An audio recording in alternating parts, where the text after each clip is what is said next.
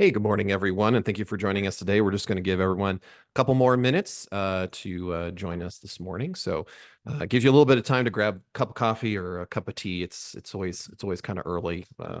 My drink of choice is a little bit of cream with black coffee. That's what I choose to get. So we'll just give everyone a couple more minutes.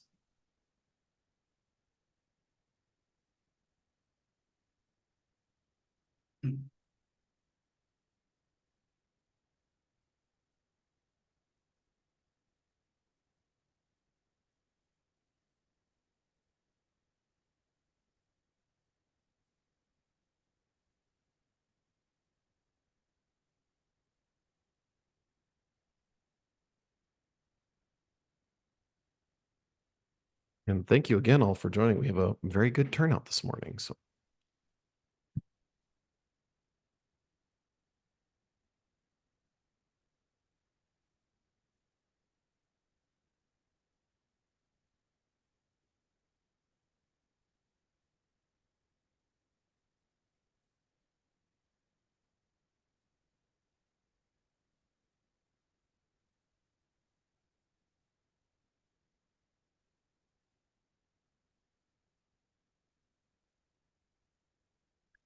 okay, I just want to do a quick check with my co-pilot Drake. Drake, how are we looking in the waiting room? Have we admitted everybody in? Yep, everyone is slowly shuffling in here. Okay, cool. We'll do about one more minute and then we'll go ahead and get things kicked off. Drake, feel free to give me the high sign when our waiting room's all good. We just want to make sure, for those of you that haven't done this before, there's kind of a waiting room that as guests are kind of coming in, then we go ahead and admit them in. So we like to make sure that no one's hanging out there. So Seems to be good now if you want to go ahead. awesome. Hey, thank you so much. And a big shout out to my co-pilot, Drake Smith. He's handling all the tech today. So making sure everybody kind of gets in and that everything works. So a lot of appreciation to Drake. Good morning. My name is Clint Anders. I'm going to be your moderator today. Really, again, appreciate everybody coming in here this morning. Sort of the format today, if you've never participated in anything like this, as I'm going to do a quick introduction of our elected officials who are joining the call today. Really appreciate their time and the opportunity to have an event like this, where you can see really fantastic presentations and kind of get a little bit of a sneak peek, and also have the opportunity to be able to ask questions of your local elected officials. So we're going to do an introduction. We're going to introduce our speakers today, and there's going to be a presentation, and then we're going to get into the part that I really like is the Q&A. So you'll be able to ask some questions, regarding this presentation or from our elected officials. So before we get started, kind of a standard disclaimer. Again, my name is Clint Andrews. Any views or perspectives that I share are not reflective of my employer, past, future, or present. These perspectives are my own, so always have to issue that standard disclaimer at the beginning. And so I want to again introduce our elected officials who are joining us today. So you will see them on the screen, the little video screen. They will give you a wave. So glad to have them and have them hosting events like this. So let's give a shout out to Senator Joanne Janal, who's joining us today. I also want to give a shout out to Representative Kathy Kipp, Representative Andy Basenecker, and Representative Judy and Mabile. Sorry, I'm sorry. So I'm sorry. Sorry for butchering your last name. So do not have enough coffee. So thank you, elected officials, for joining us this morning. Now, for the main presentation from the Colorado Energy Office, we are honored to have Keith Hay, Senior Director of Policy, and then we also have Chris Piper, Director of Legislative Affairs, joining us today. And so with that, we are going to go ahead and we are going to cut it over to Keith Hay to present to us on the Colorado Climate Energy Policy Update. So with that, I'll go ahead and give it over to Keith. Thanks. Hey, Clint, it's Chris. I'm gonna give me just a moment to share my screen and we'll get underway here. Please let me know if you're seeing my screen. Yep, we can see it. Fantastic. Well, thank you everyone for representatives and Senator for having us here today from the Colorado Energy Office. We're really excited to be here and talk to you a little bit about climate and energy policy issues and what our office is doing. So let me move to the next screen. So I'm going to tee this up a little bit by talking real briefly about who the Colorado Energy Office is and what we do. And then Keith will spend some time talking about energy policy and the greenhouse gas pollution reduction roadmap and its update. And then he'll flip it back to me. I'll talk a little bit about our legislative priorities for this session. And then we can certainly have some dialogue. So the Colorado Energy Office is an office that's located within the office of the governor. So we report to the governor, and we have an executive director who helps guide us in our mission, which is to reduce greenhouse gas emissions and consumer energy costs by advancing clean energy, energy efficiency, and zero emission vehicles to benefit all Coloradans. And our vision is a prosperous, clean energy future for Colorado. And really, I like to think about our office being divided kind of into two silos. On one side, we do a lot of policy work, and that's the side that Keith and I work on. And then the other side are our programs. So we have a lot of programs that kind of help with things like building energy efficiency and transportation electrification issues as examples. So with that, I'm going to pass it on to Keith, and Keith is going to spend some time talking about policy in Colorado. Great. And thank you, representatives and Senator, for the opportunity to join you today. Thank you to everyone else who has come on. Hopefully, we will spend just a little bit of time with these slides, but really give you an opportunity to ask questions of us and the elected officials. So I wanted to talk about the state's greenhouse gas pollution reduction roadmap. And I think it's really good to ground that, first of all, in the pollution reduction goals. And so the general, the General Assembly, over two different statutes, has established pollution reduction goals from 2025 through 2050. And you can see, we've got a 26% reduction in the middle of this decade, moving out towards net zero by 2050. But subsequent to the adoption of the first round of those standards, the governor tasked the Energy Office with coordinating across state agencies to produce the first greenhouse gas pollution reduction roadmap. And we released that in 2021, and it laid out a set of near-term actions and strategies to achieve the economy-wide targets. And part of that was focusing on reducing emissions in different sectors of the state's economy. And some of those sector-based targets you can see here were adopted by an Air Quality Control Commission resolution, and some have been codified in different statutes. And so you can see that the electric power sector has a goal of getting to an 80% reduction by 2030. We have a reduction target for the oil and gas sector of 60% by 2030, and a reduction in industrial and manufacturing of 20% by 2030. And right now, in particular in the electric power sector, we are on track to actually exceed that target. And Chris, if you want to go to that next slide.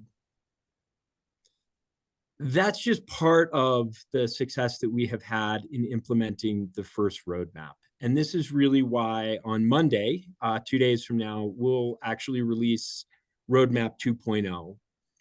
Over the intervening years between the release in 2021 and now, we have implemented 95% of the initial list of near-term actions. Some of those were legislative. Some of those were administrative agency actions. Some of those were executive actions. But that was really part of what compelled us to begin to visit that question of what is the next set of actions we need to take, and to revisit the roadmap that'll be released on Monday. In addition to that, I think you're probably all aware that we've had two very large pieces of federal investment, the Inflation Reduction Act and the Bipartisan Infrastructure Law, or IIJA.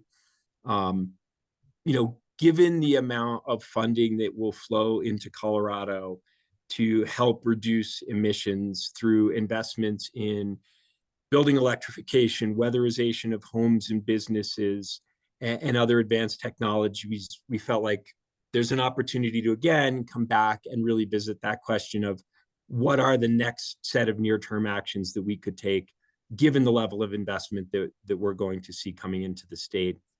And just as one example of that, there are two different programs that focus on weatherization and electrification that combined will bring about $140 million into the state over the next 5 to 10 years. So that's a significant level of investment here in Colorado. The other sort of piece of the transition that's moving forward is really technology advancements. When we started the first roadmap in 2021, there was not a lot of conversation about clean hydrogen. There was not a lot of conversation about other advanced clean energy technologies. We've seen advances in electric vehicles. We've seen significant advances in cold climate heat pumps. And so all of those technology advances, again, we wanted to go back and see what new trajectories for emissions reductions could look like. And then the last piece is really focusing on new areas. The initial roadmap really was born out of an assessment of what are the leading sectors of emissions in the state, which were transportation, electric power generation, energy use in buildings and industrial spaces, and oil and gas production in the state. And as we looked at the next roadmap, really thinking about those sectors, but also different strategies and different technologies to achieve reductions in those sectors. So Chris, if you want to go to the next slide.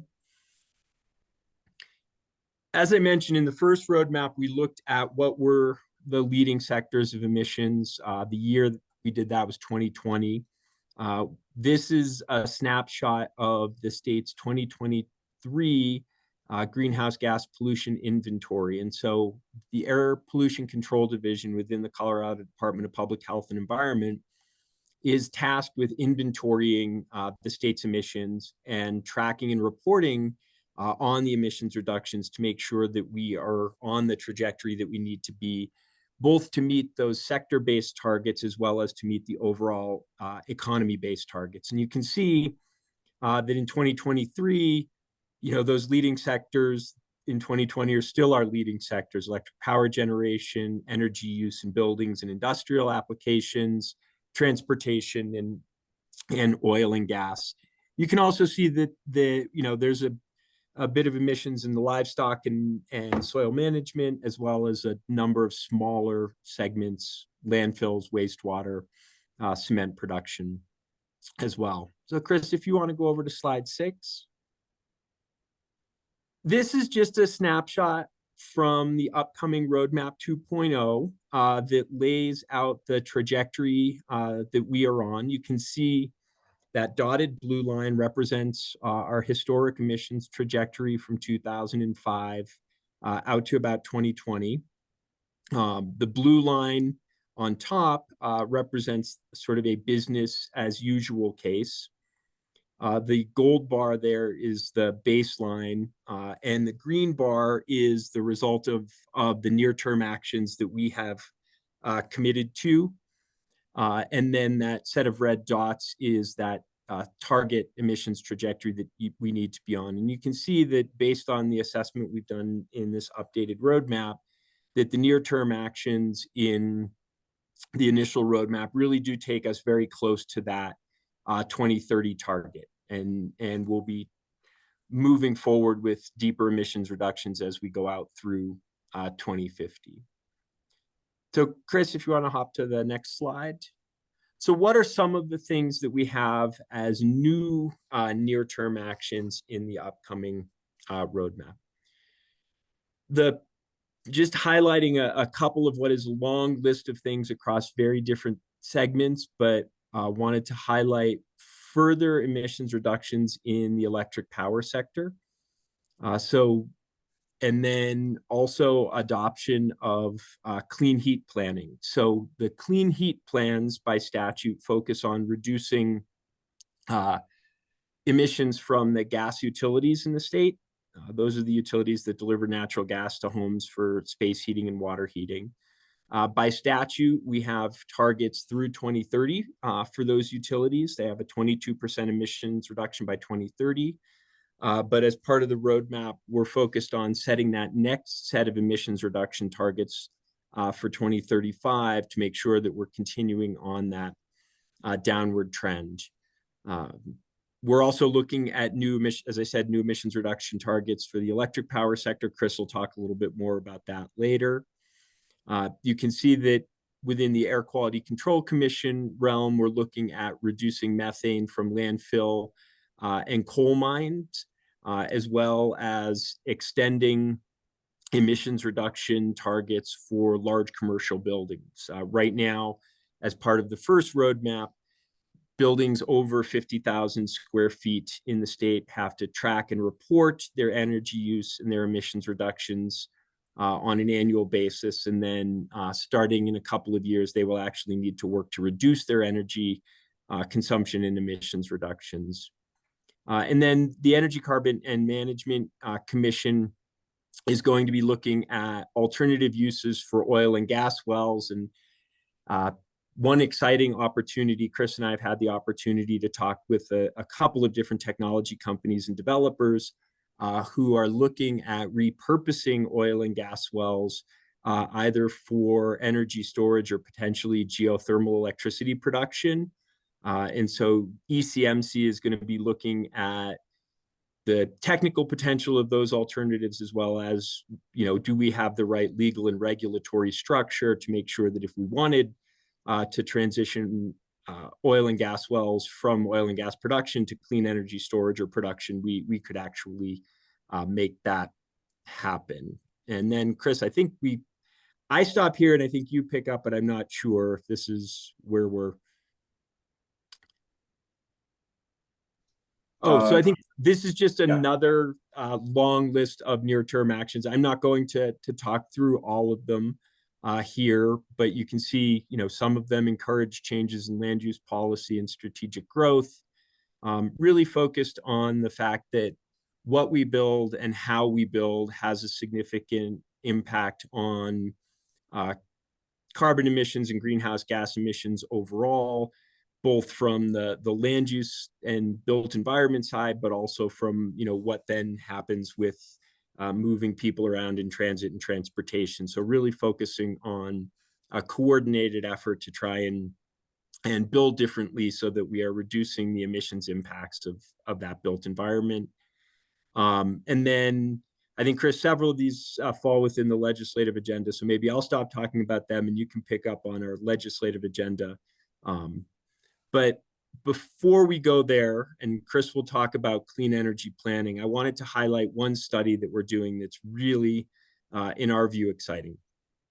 We modeled over the summer with Ascend Analytics out of Boulder a number of scenarios that looked at how we might get to deep decarbonization in the electric power sector.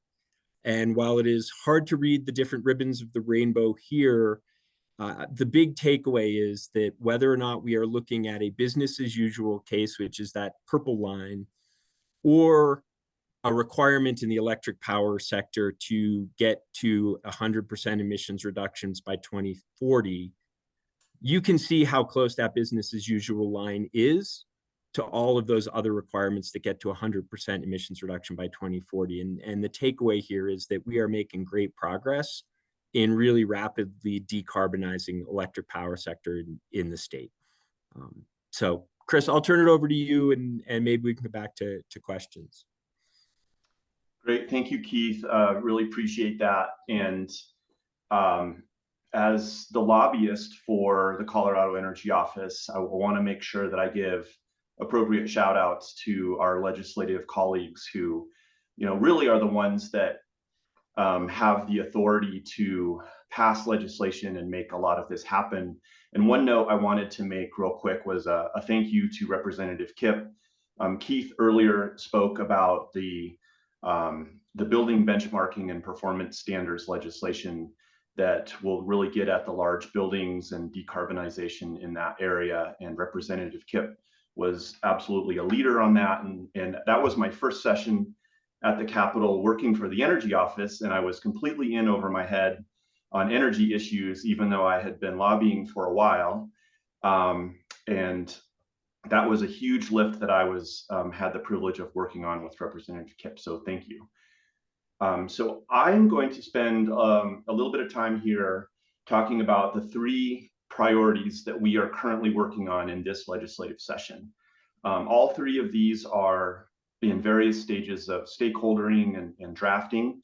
None of them have been introduced yet, but let me get into these. So first, and then another shout out here, we are working on clean energy planning for 2040 with Representative Amabile, who is on the call. Thank you, Representative, for being our bill sponsor.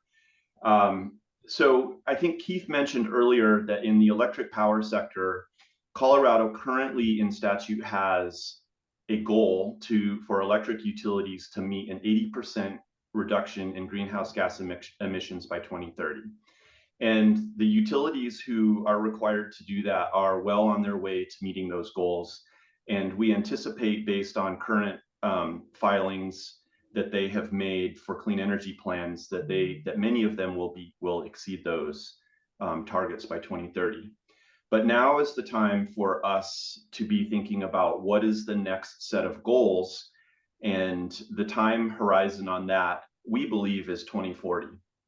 And so what this legislation will do is it will replicate essentially the same legislative framework for planning that we do for 2030 and put it in place for 2040, but update the goals that we're trying to achieve.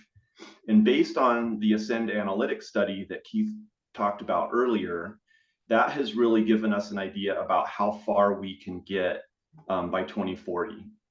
This slide is a little outdated, and I do need to update the 98.5% emissions on the modeling.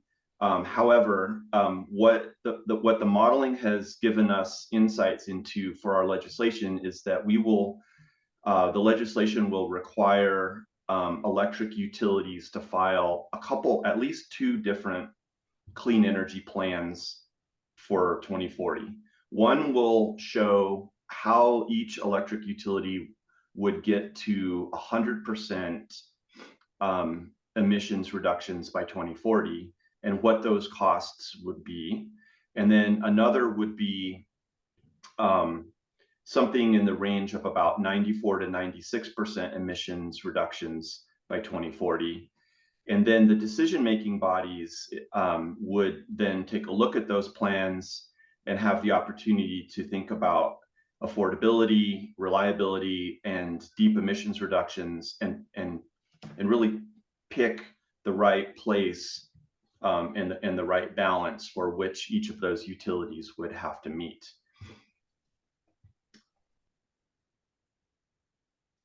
So moving on to the next agenda item that we have, and I should back up just a second and mention that all 3 of our agenda items all really touch on the electric power sector here. So one of the things that the model that Keith talked about also tells us is that if we're going to meet our goals by 2040, we are going to need to develop 3 times more wind and 5 times more solar in Colorado. And that's really a lot of renewable energy development in our state. And so far in Colorado, we have not seen some of the really difficult challenges in permitting and siting those renewable energy projects that other states have seen. And in other states, they have been making attempts at trying to figure out how to resolve some of those challenges. And we are trying to be proactive and think ahead as to how Colorado can also get ahead of that.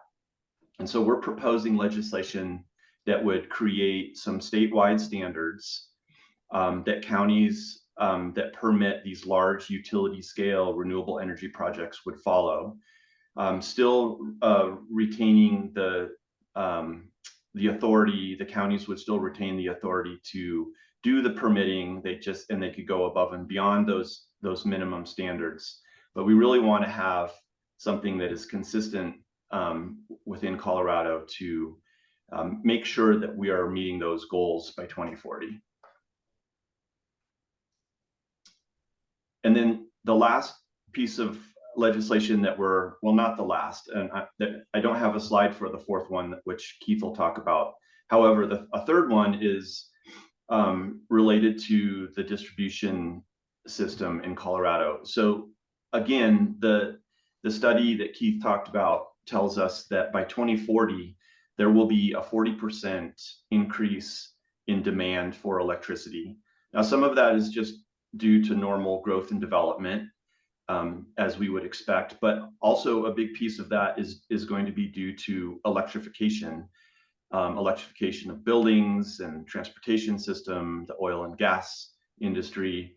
And we really want to make sure that we're thinking about how we build out the distribution system. In other words, how are we connecting those new electric loads to the power grid, and how we are doing that proactively and efficiently and on time.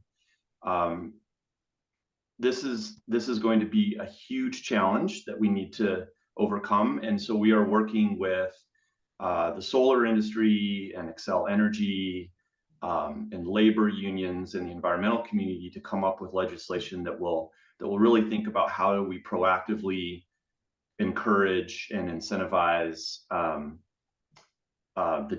building out the distribution system and getting those loads connected to the grid. And so with that, I think I'll turn it back to Keith. There is one other piece of legislation that we are working on with Representative Kipp around the future of the future of the gas system. And I think, Keith, I'll lean on you to talk a little bit about what we're thinking and what our goals and Representative Kipp's goals are there. Happy to do that and appreciate the opportunity. So I think where this came from is that, we recognize that there are local jurisdictions that are particularly interested, not just in electrifying a single home, but in thinking about it on really a neighborhood scale basis, whether that's new construction or the possibility of existing construction and transitioning that from gas for heating, gas for hot water heating, and really shifting to electrification. And so we are looking at a statute that would allow local jurisdictions to work in particular with Xcel Energy to transition customers on a neighborhood scale basis from gas to electric, or to start there instead of shifting on to gas first. And the reason that we have been focused really on Xcel Energy, at least initially, is that they are the one utility regulated by the PUC that has a significant overlap in customers to which they provide gas and to which they provide electric service. All of the other gas utilities in the state don't have that combined fuel aspect. And so the transition for them would be significantly harder. And so really wanting to sort of test the theory and prove the case, trying to come up with a pathway for Xcel to work with local communities to help electrify on a neighborhood scale. So again, thank you, Rep. Kipp, for that, and appreciate the opportunity to be here today. So Clint, that's all we have. I'm happy to take the screen sharing down, and it's back to you. Awesome. Hey, thank you so much, Chris, and thank you, Keith, for this presentation. Yeah, we'll go ahead and get to the question and answer portion. So kind of before we jump in, just a couple things. We got a lot of people on the call. Our goal today is to try to get as many questions done as we can. If you're kind of new to this forum, which many of you aren't, you're very familiar faces and names, but we have some new people that are joining us today. What I would ask you to do is if you want to ask a question and you want to do it with like the video audio component, you're going to see on the bottom of your screen a raise hand. You want to go ahead and smash that button. It will go ahead and kind of put you into the queue. There's some folks here that are probably not wanting to get on video or audio, and that's totally a-okay. You can go ahead and you can chat those questions, and I will try to bounce back and forth. And we did have a couple people who asked some questions actually during the presentation. So to start off with, there was a question by Tim that was asking if they want to get the link or the slides presented today, and this goes to our folks at the Energy Office, how could they get a copy of that? Yeah, thanks, Clint. I think we would be happy to turn the slide deck into a PDF and share it with you, and you could email it out. Okay, yeah. If you want to get that to my co-pilot, Mr. Smith, he'll definitely get that distributed out there. So thanks so much. There's also another question by Sue McFadden. She was asking, Chris, is this the only IOUs or all including G and T? I have no idea what those acronyms mean, so I'm hoping that you very smart people at the Energy Office know. So I think I do know. Oh, Keith, I see Keith wants to jump in here. You go, Keith. Well, I was just going to ask in reference to which bill, given that there are sort of three in the electric power sector. Sue, you're currently She's muted. So the clean energy planning requirements, and I'll just start there. Those apply to not just the investor-owned utilities, but to any of the municipal and cooperative utilities that provide their own power. We have a number of municipal and cooperative utilities that don't provide their own power. They wholesale it from someone else in the state. So as long as you are basically producing your own electricity, you would be subject to those provisions. The siting and permitting reform really isn't focused on the utilities. It's more focused on establishing a process that would enable the construction of renewable energy. And so that one doesn't focus on any of the utilities. And then for the distribution system planning, that is largely focused, in fact, exclusively focused on the two investor-owned electric utilities in the state, Xcel Energy and Black Hills. Mostly because what we are doing is really putting in place a regulatory pathway to enable more rapid investment in in the distribution system to enable electrification of transportation and buildings. And that regulatory construct isn't something that the municipal and cooperative utilities need. Their boards regulate them to meet those requirements. So I think that answers the questions. No, on the clean energy plan, would Platte River Power, a G&T, be included in that? Like, would they have to get to 100% by 2040? We're trying to figure out if the economics of building a gas plant in 2030 pays off if they have to be 100% by 2040. Yeah, so they currently are under the 2030 planning requirements and have met the 80% emissions reduction target by 2030. They would be subject to the updated clean energy planning provision requirements. But as Chris said, the utilities have to bring forward a plan to demonstrate how they could get to 100% emissions reduction by 2040.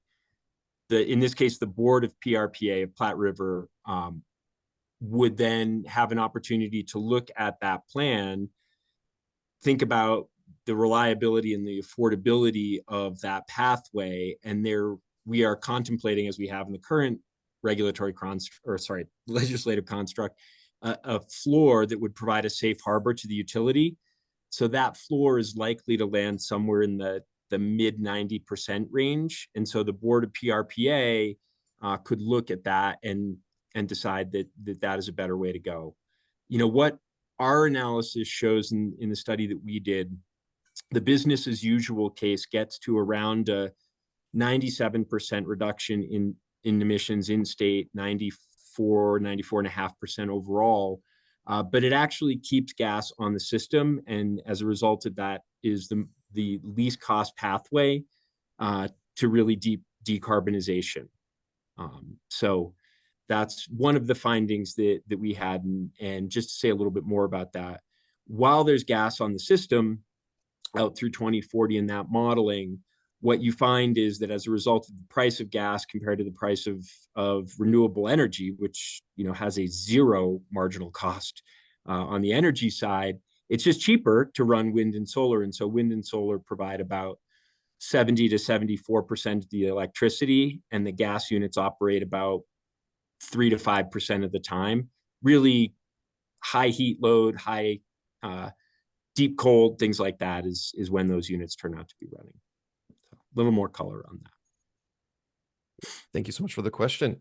And again, if you have a question, feel free to, on the bottom of your screen, you're going to see that option that says raise hand if you want to ask a question, and I'll go ahead and call on you. And then you also can chat a question if you'd like, and then I will go ahead and jump in. So thank you for those two questions. So next up on the questions, Tim, do you want to go ahead and ask your question? Can you hear me okay? Yes, we can. Great. So a couple of sort of background bits of information and then the question, right? State of the Air, American Lung Association gives the Front Range, and specifically Fort Collins, one of the worst air quality sort of monikers and levels of any place in the country.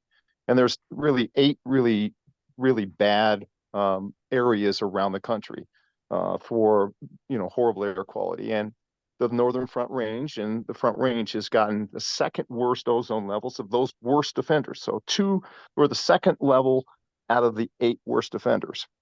So when you put in what you're putting in today, what I don't see is the information about how you're going to manage the worst segment and the biggest contributor of our air quality on the Northern Front Range, which is oil and gas, right? So let's talk about, the Energy Office and the administration. If they would get behind the cleanup bill and the phase out bill, now we're talking about actually doing something substantive for air quality that meets and protects people when it comes to air quality, health, and the environment. So can you talk about where the administration and the Energy Office is with those 2 bills? Because those 2 bills are substantive and would make a real difference. Thank you for the question, Tim. Over to you, Keith. Yeah, thank you, Tim, and appreciate that, and certainly understand the concern. I don't know that I want to speak specifically to those 2 bills. They aren't ones that I specifically have worked on for the Energy Office, but I think what I can share in response to the question is what's in the roadmap that will be coming out. We understand that there really has been a focus on trying to phase out oil and gas in the state, and I think the approach that we have taken really focuses instead starting on reducing the consumption of oil and gas in the state. Whether that's through industrial rules to reduce gas use for industrial manufacturing, the clean energy planning that is aimed at helping to reduce gas consumption in heating and water heating. But I think one of the concerns that we have is that if you phase out production of gas in Colorado, you end up with 2 potentially significant unintended consequences. The first is that we can end up raising the bill for consumers because we've phased out production, but we haven't addressed the consumption challenge. And that's really where we started. And the second potentially unintended consequence is that given that we aren't reducing consumption, you end up moving the production of gas outside of the state of Colorado. And right now we have some of the strictest gas regulations in the country, if not in the world. And so, you wind up increasing emissions at a national level, even though it's decreasing emissions in the state. Awesome. Thank you so much, Keith. Mr. Scott Simmons. Yeah. Hi, guys. First, thanks for doing the call today. And thanks to our 4 legislators. They're all champions on climate change. Love you guys. 2 questions. One is a real simple question. My team goes out and we're doing presentations on electrification and how to basically utilize the IRA. The issue is that many of them, like myself, I'm retired, I'm on a fixed income, can't qualify for tax credits. I know that it's incumbent upon Colorado to put together the rebate office so that we can start getting tax rebates versus the tax credits, the rebates on the products. I'd like to know when that's going to happen. That's a pretty easy one. And then my other question really kind of stems off what Tim talked about earlier with all of the lousy air that we have here in the Front Range. And I guess just as a general statement, I don't know if this is a question or not. My teams, we participate in a lot of the rulemaking that goes on at the ECMC, at CDPHE, et cetera. And we see regulations coming down, which is great. But my big issue right now is one of enforcement.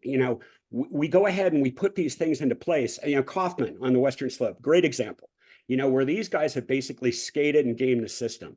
So, in addition to, getting demand addressed and making sure that we have, power out there, guys, I tell you, we need to do something about enforcement. And right now I just see there's a lot of finger pointing. And, then we have companies like Kaufman that, intentionally go ahead and throw the penalties and the cleanup back to our taxpayers in the state. And that's just not right. And with that, once again, thanks, guys. I appreciate you doing this today.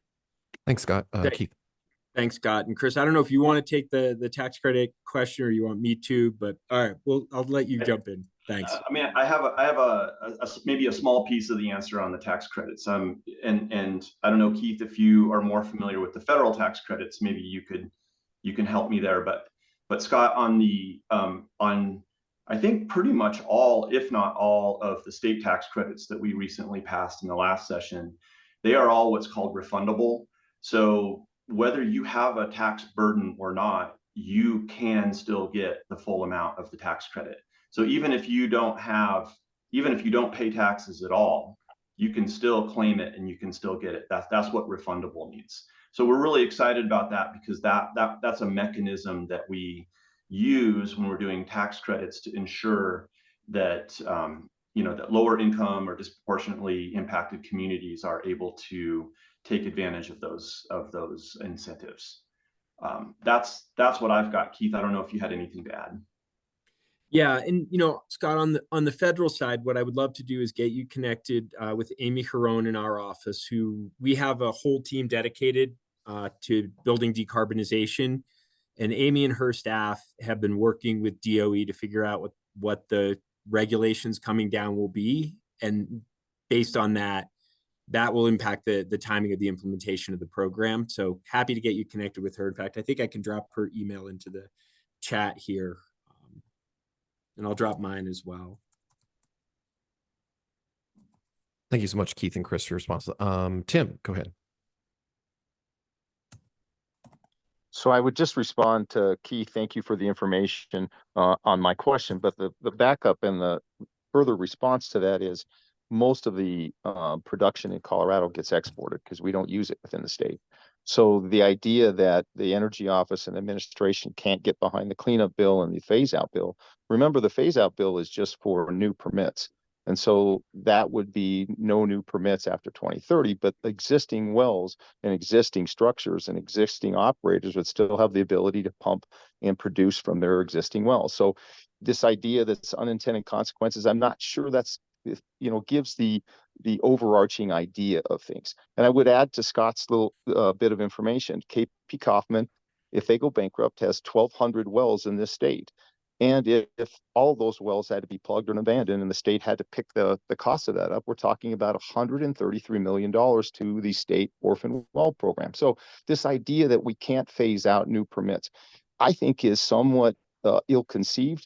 And I think that one of the things that the Energy Office could do and the administration could do is get behind the cleanup bill, get behind this phase-out bill, because they're good bills. And if they did, it'd be a pretty easy road to both of them being passed. And I think that lies the idea of being able to attack our air quality and health and the environment, and be able to do what's best for the Coloradans that everybody represents. So again, I would add those bits of information. I hope there's a response back to that. I thank the Energy Office for being here today and providing the great information, and our wonderful legislators for being climate champions, like Scott said. Awesome. Thank you, Tim. Any response from Keith or Chris or any of the representatives or senators? I would just clarify again that, I was not responding to specific pieces of legislation. As I said, I haven't looked at those, and so don't want to weigh in or opine on where the office is. I was speaking generally to language that's in the roadmap that's coming out. So just that clarification. Thank you, Keith. Representative Basenecker.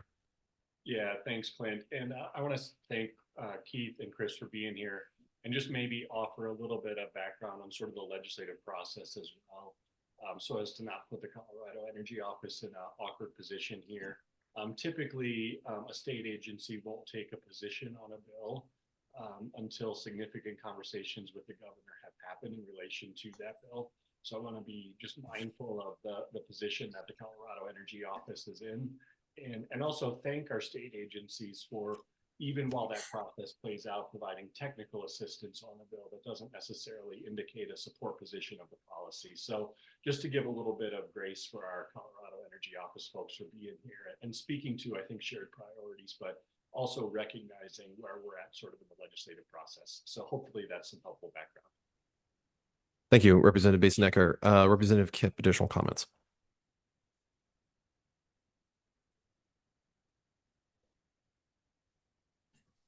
Yes. Okay, there we go. Now I can unmute myself. Yeah, and I just wanted to say, if folks are interested, so the Colorado Energy Office doesn't really have domain over the ECMC, which used to be the COGCC. We changed the name, right? That comes under DNR.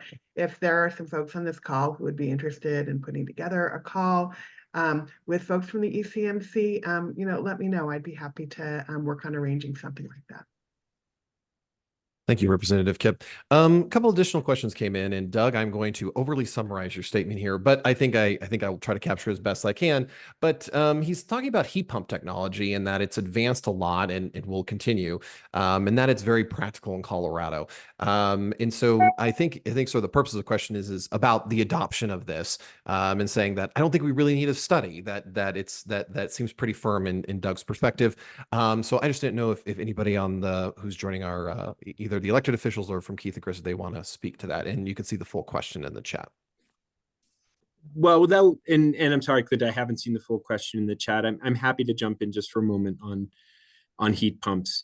As part of our work in the regulated utility space with the gas utilities, we have been working to expand the role of heat pumps in their energy efficiency programs as they begin to bring forward clean heat programs, which are supplemental to those and are focused on emissions reductions, certainly looking to expand that use of heat pumps. I think the study that may be being referred to as the Energy Office has brought together a steering committee of utilities, of labor groups, of environmental advocates and environmental justice advocates, to look at different scenarios that assess the pace and the timing of electrification, recognizing that, as we make that transition, it may have cost impacts to customers. And, there's some analysis out of California that suggests it could have significant impacts, for example, on low-income customers if it's not done right. There's also impacts to utilities and to workers. And so the one of the big purposes behind the study is to make sure that we are thinking about all of those consequences, not just what goes into a person's basement, but what does it mean for the workers and the labor staff and for customers and low-income customers as we think through that transition to decarbonize the gas utilities. Thank you, Keith. Another question that came in from Representative Basenecker. He just said, can you update us on e-bike rebates, that there's a lot of interest in the Fort Collins area? Yeah, sure. I got this one, Keith. Yeah, thanks, Representative. And really, we have two different e-bike programs. The first was a rebate program. We were fortunate enough in 2022 to have the legislature pass about $12 million in grant funding for a rebate program. The final round of applications for that program were this February, is my understanding.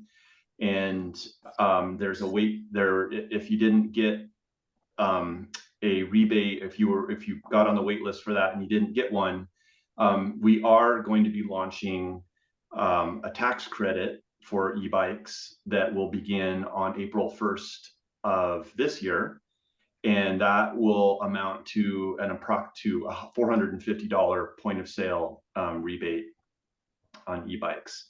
So that's coming. And I put a link in the chat here to the page that talks a little bit more about that and where you can sign up for additional information. Awesome. Thank you, Chris. And Mark and Sue, I do see your hand, but we are playing some catch up on some chats because they came in just a little bit before. Matt asked, I saw that housing and land use is on one of the slides. Can you talk more about how the governor's strategy around housing will impact air quality?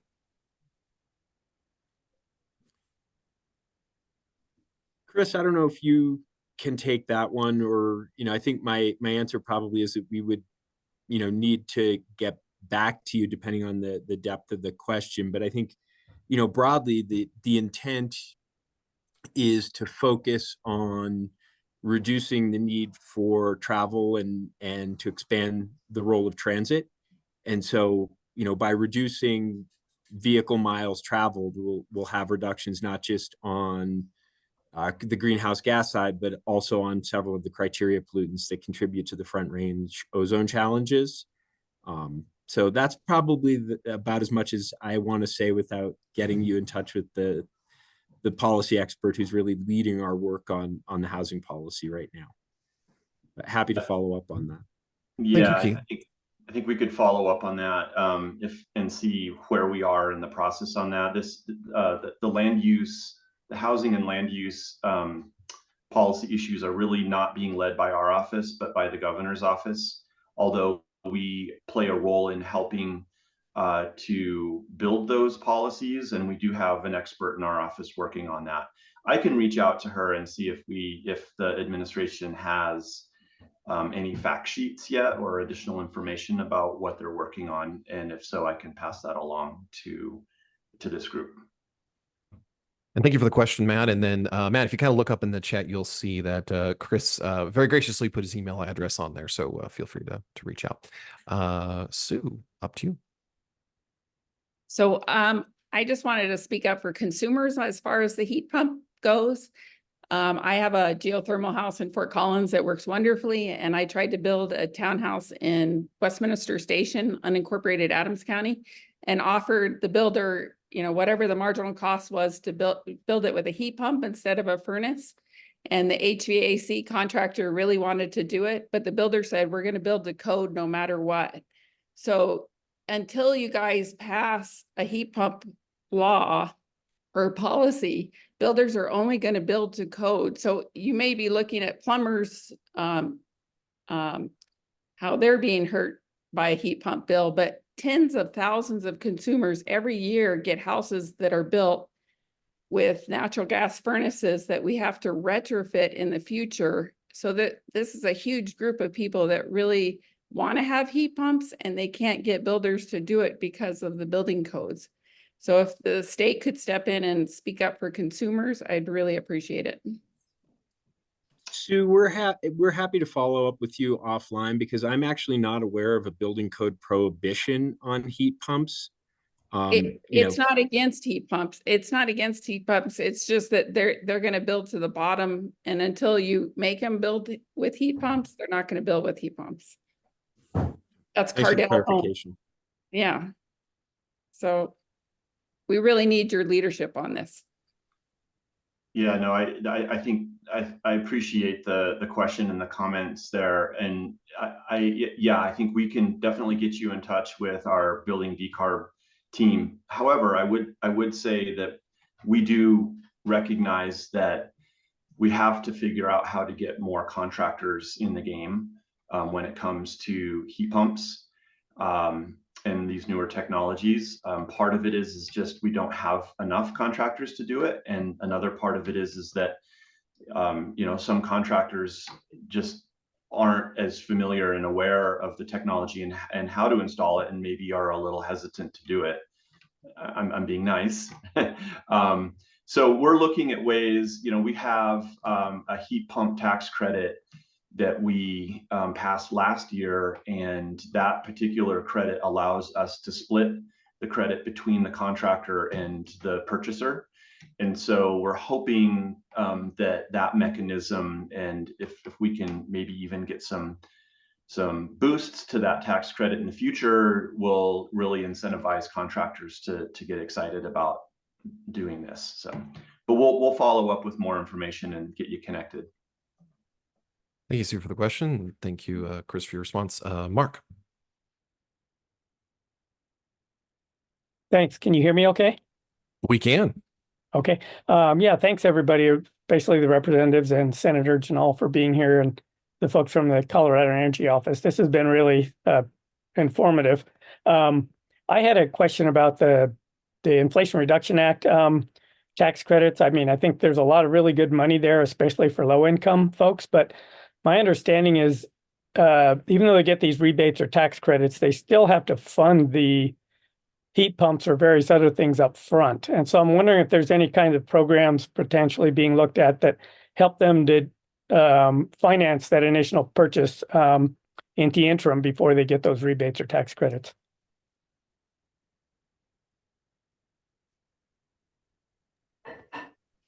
Keith, do you have any thoughts?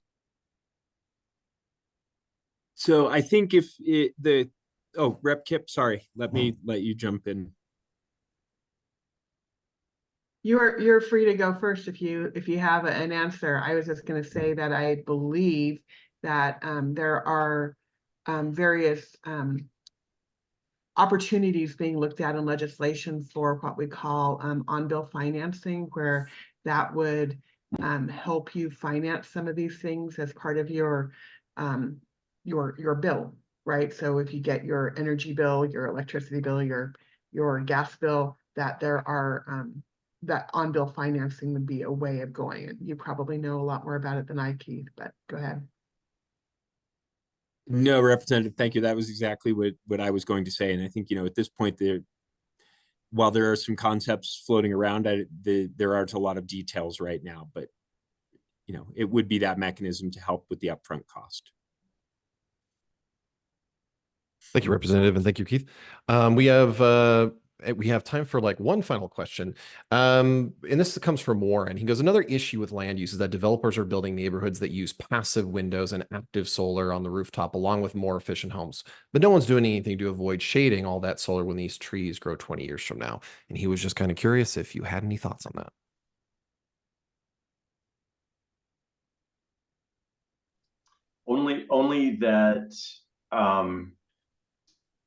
Only that really dives into the realm of private property issues, which we really don't have a whole lot to, a whole lot of say over. So, where people plant their trees and all of that, understanding that, that those are some challenges that can be faced as we're working on those issues. Thank you, Chris. Unfortunately, we are nearing the end of our time today. It went by very, very quickly. Some of you may have some residual questions, and you can always reach out to Chris and a number of folks that were here today. Their email address is located inside the chat. And then I also want to make a quick plug for our elected officials. They all have some pretty phenomenal newsletters, and I always recommend that you jump inside there and subscribe to the newsletter so that you can get really not only just kind of fun, interesting things in these newsletters, but also kind of the status of these bills, the opportunity to be able to connect with them. And so really want to make that plug. And so I want to thank my co-pilot Drake, who has been helping out on all these technical issues. And I want to thank all the elected officials that are joining us today. I do want to give a special shout out for next week. They actually have a local legislative town hall. I love virtual town hall, but the in-person town halls are also really, really good too. You can join them from 10 to 11 at the PSD Future Center. If you have never been to the PSD Future Center, it's 10 to 11:30. 10 to 11:30. 10 to 11:30. Thank you. At the PSD Future Center. So that's located at the mall. If you know where the Rocky Mountain Chocolate Factory is, which I know exactly where that is in the mall, it is right next door, and it's a very, very cool venue. So highly recommend that you go there. You can meet all these fine people in person. You can ask a range of questions and get a lot of updates. So highly recommend that you check that out. So again, on behalf of our elected officials, thank you so much for joining us today. And again, there's going to be a recording of this session. So if you know anyone who's interested, please check out the newsletter and Kathy Kipp's website. She posts all that stuff. So thank you, everyone, and have a great morning.